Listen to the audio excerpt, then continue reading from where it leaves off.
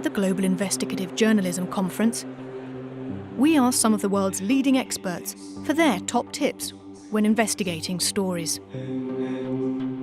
Techniques to investigate modern forms of slavery, its victims and those who profit, are essential skills. Hi, my name is Martha Mendonza. I'm a reporter with the Associated Press. I do investigative journalism. I'd like to share some tips about how best to cover human trafficking in supply chain journalism.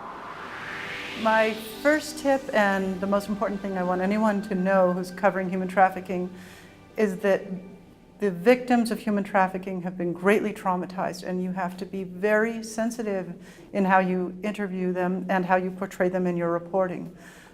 These are people who have been exploited, and if you think about it, a journalist who wants to make a racy story might just be re-exploiting somebody, and it's never going to be okay. Really specifically, you want to have somebody who has perhaps a social worker or a close friend be the first one to approach and make sure that it's okay for them to even speak with the journalist. So to ask the permission, don't go directly to them. If you can have somebody who they trust and know already, make that request. When you interview them, let them take the lead on answering the questions. They may seem forgetful. There may be things they don't want to talk about, and you have to be okay with them not wanting to talk about things and letting it go.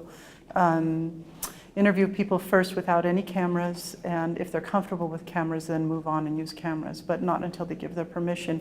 And at each step of the interview, make it their control. Is it okay? Would you be willing to answer this question?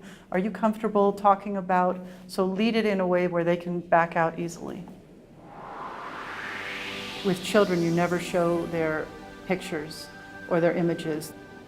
They don't have the maturity or the understanding to give a consent that they want their images used, and that could remain in the digital world for the rest of their lives. So if you interview children who are victims of human trafficking, don't use their images. You can go from, eyes up, or just show their hands, or something else that's going to make it more clear that that it is a child talking, but without giving away their identity.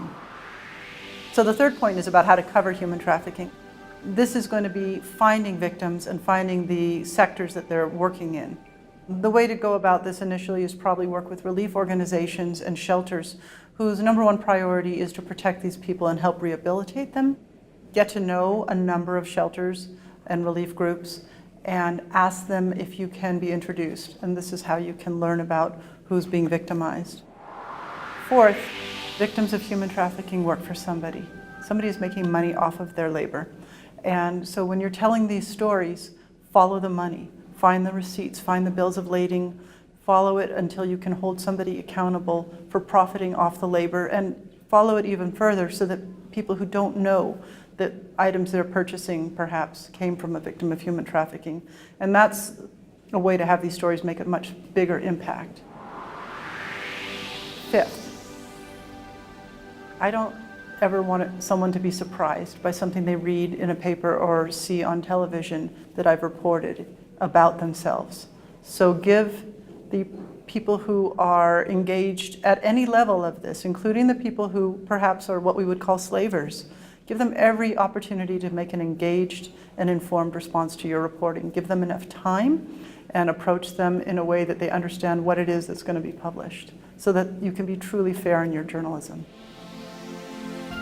My single most important tip for how to get into covering human trafficking is to work with and get to know relief organizations and shelters for victims of human trafficking.